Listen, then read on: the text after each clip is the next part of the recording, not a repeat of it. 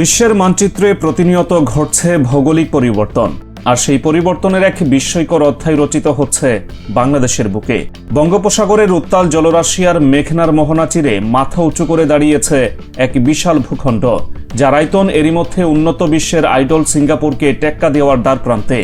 একসময়ের মৃত্যুপরী, রক্তক্ষয়ী সংঘাত আর জলদস্যুদের অভয়ারণ্য আজ রূপান্তরিত হয়েছে 1.4 বিলিয়ন মার্কিন ডলারের এক আন্তর্জাতিক মেগা প্রজেক্টের কেন্দ্রে।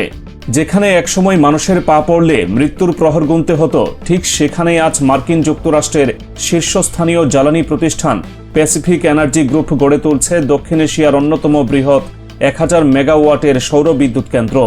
এটি কেবল একটি দ্বীপের গল্প নয়, এটি বাংলাদেশের মানচিত্র সম্প্রসারণ, বৈদেশিক মুদ্রার বিশাল সাশ্রয় এবং জাতীয় অর্থনীতির মোড় ঘুরিয়ে দেওয়া এক অভাবনীয় বিপ্লবের বাস্তব দলিল। একটি গহীন চর কিভাবে বাংলাদেশ সেনাবাহিনীর কঠোর নিয়ন্ত্রণে এসে দেশের জ্বালানি খাতের লাইফলাইন হয়ে উঠছে, সেই অজানা এবং রোমহর্ষক সত্যটি আজ আপনাদের সামনে উন্মোচিত হবে।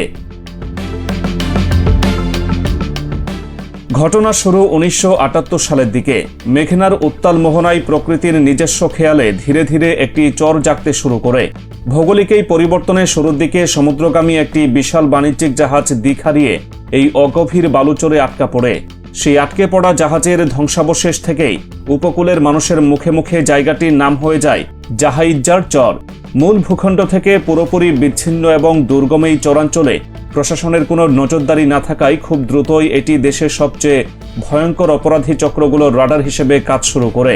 চারদিকে অথই জলরাশি আর গহীন কাদামাটির এই চর হয়ে ওঠে উপকূলীয় জলদস্যু, দুর্ধর্ষ ডাকাত এবং অপহরণকারী চক্রের একচ্ছত্র সাম্রাজ্য। আগ্নেয়াস্ত্রের ঝনঝনানি আর মুক্তিপণের দাবিতে জিম্মি হওয়া জেলেদের আর্তনাদে ভারী হয়ে থাকত এখানকার বাতাস। সাধারণ মানুষ তো দূরের কথা, আইন শৃঙ্খলা রক্ষাকারী বাহিনীর জন্য এই এলাকায় প্রবেশ করা ছিল এক প্রকার আত্মঘাতী সিদ্ধান্ত। একটি দেশের মানচিত্রের ভেতরেই গড়ে উঠেছিল অপরাধীদের আরেক অঘোষিত রাষ্ট্র।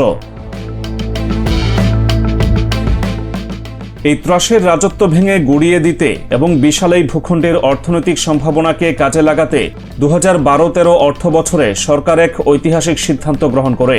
জাহাইজ্জার চরের সম্পূর্ণ নিয়ন্ত্রণ এবং ব্যবস্থাপনার দায়িত্ব সরাসরি অর্পণ করা হয় বাংলাদেশ সেনাবাহিনীর উপর। বাংলাদেশ সেনাবাহিনীর 33 পদাতিক ডিভিশন দায়িত্ব নেওয়ার পর শুরু হয় এক নির্মম এবং আপসহীন শুদ্ধি অভিযান। দীর্ঘদিনের গড়ে ওঠা জলদস্যুদের আস্তানা, অস্ত্র ভাণ্ডার এবং অপরাধীদের নেটওয়ার্ক চিরতরে ধ্বংস করে দেওয়া হয়। যে মাটিতে একসময় অপরাধীদের রাজত্ব চলত, সেই মাটি সেনাবাহিনীর কঠোর বুটের আওয়াজে সম্পূর্ণ নিরাপদ অঞ্চলে পরিণত হয়। অন্ধকার আর আতঙ্কের সেই জাহাইজ্জার চরকে চিরতরে মুছে ফেলে সেনাবাহিনী এই ভূখণ্ডের নতুন নামকরণ করে স্বর্ণদ্বীপ। নামের মতোই এই দ্বীপটি আজ বাংলাদেশের জন্য আক্ষরিক অর্থেই স্বর্ণের খনিতে পরিণত হয়েছে। প্রায় 360 বর্গ কিলোমিটারের এই বিশাল প্রান্তর, যা প্রাকৃতিকভাবে পলিজমে প্রতিনিয়ত আরও বড় হচ্ছে, তা আজ দেশের অন্যতম সুরক্ষিত একটি সামরিক ও অর্থনৈতিক জোন। অপরাধীদের হাত থেকে দ্বীপটি উদ্ধারের পর সেনাবাহিনীর নিজস্ব ব্যবস্থাপনায় শুরু হয় অভাবনীয় এক অবকাঠামোগত উন্নয়ন। ধুধু বালুচরকে মানুষের বসবাস ও ব্যবহারের উপযোগী করে গড়ে তোলা হয় আধুনিক স্থাপনা। সামুদ্রিক জলোচ্ছ্বাস এবং প্রাকৃতিক দুর্যোগ থেকে দ্বীপের মাটি ধরে রাখতে রোপণ করা হয় লক্ষ লক্ষ ঝাউ গাছ, যা আজ এক বিশাল ম্যানগ্রোভ বনে রূপ নিয়েছে। নির্মাণ করা হয়েছে সামরিক প্রশিক্ষণ কেন্দ্র, আধুনিক হাসপাতাল, হেলিপ্যাড এবং প্রশাসনিক ভবন। শুধু তাই নয়, জাতীয় অর্থনীতিতে অবদান রাখার জন্য এখানে বিশাল পরিসরে শুরু হয়েছে গবাদি পশুপালন এবং দুগ্ধ উৎপাদন কেন্দ্র। একসময়ের মৃত্যুপরী আজ পরিণত হয়েছে সবুজে ঘেরা এক আধুনিক সামরিক দুর্গে। তবে স্বর্ণদ্বীপের সবচেয়ে বড় চমকটি লুকিয়েছিল আরও গভীরে, যা পুরো বাংলাদেশের জ্বালানি খাতের হিসাব নিকেশ পাল্টে দেওয়ার জন্য যথেষ্ট। একটি দেশের অর্থনীতির সবচেয়ে বড় চালিকা শক্তি হল বিদ্যুৎ ও জ্বালানি, আর এই জ্বালানি খাতের আমদানিতে প্রতি বছর বাংলাদেশের রিজার্ভ থেকে বেরিয়ে যায় বিলিয়ন বিলিয়ন ডলার। এই বিশাল অর্থনৈতিক রক্তক্ষরণ বন্ধ করতে স্বর্ণদ্বীপকে কেন্দ্র করে স্বাক্ষরিত হয়েছে এক যুগান্তকারী আন্তর্জাতিক চুক্তি।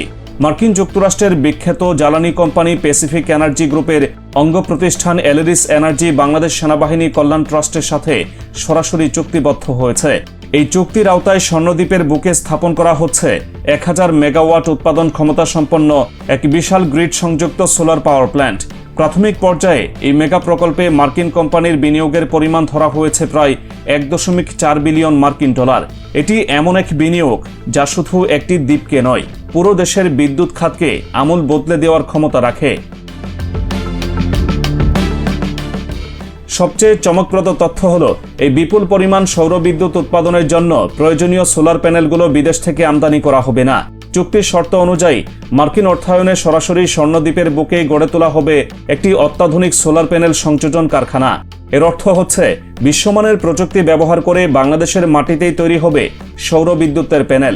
এই একটি মাত্র কারখানাকে কেন্দ্র করে সরাসরি কর্মসংস্থান হবে হাজার হাজার মানুষের।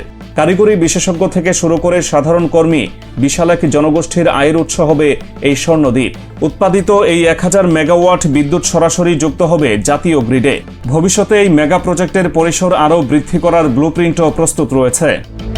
এই প্রকল্প সফলভাবে বাস্তবায়িত হওয়ার অর্থ হল জীবাশ্ম জ্বালানি, কয়লা এবং এলএনজি আমদানির উপর বাংলাদেশের অতি নির্ভরশীলতা এক ধাক্কায় অনেকটা কমে আসা।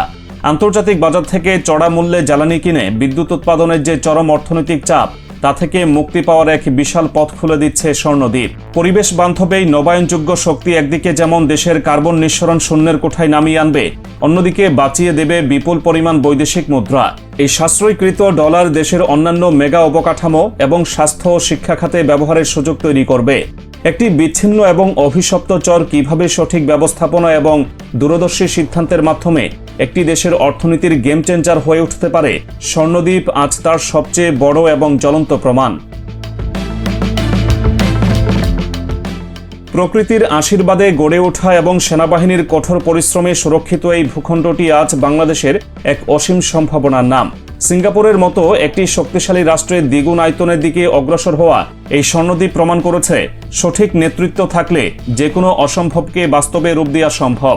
বিলিয়ন ডলারের বিদেশি বিনিয়োগ, 1000 মেগাওয়াটের বিদ্যুৎ কেন্দ্র এবং সুরক্ষিত এক সবুজ নগরী, সব মিলিয়ে স্বর্ণদ্বীপ আজ এক জীবন্ত বিস্ময়।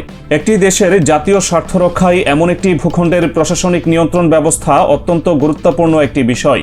সেনাবাহিনীর তত্ত্বাবধানে যে অভাবনীয় উন্নয়ন এবং শৃঙ্খলা এই দ্বীপে প্রতিষ্ঠিত হয়েছে, সেই ধারা অব্যাহত রাখতে ভবিষ্যতে স্বর্ণদ্বীপের পূর্ণাঙ্গ নিয়ন্ত্রণ সেনাবাহিনীর হাতেই থাকা যৌক্তিক, নাকি এটিকে দেশের সাধারণ বেসামরিক প্রশাসনের হাতে তুলে দেওয়া উচিত?